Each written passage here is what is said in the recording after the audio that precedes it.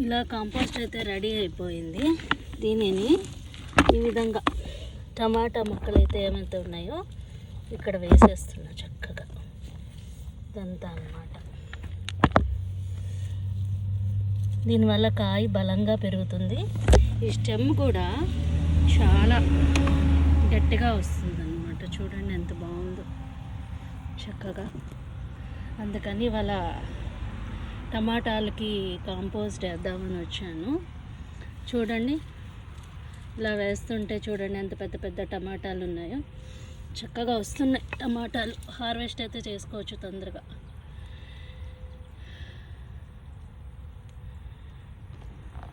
ఇక్కడ వచ్చి చిన్న చిన్న టమాటాలు అయితే ఇప్పుడే వస్తున్నాయి.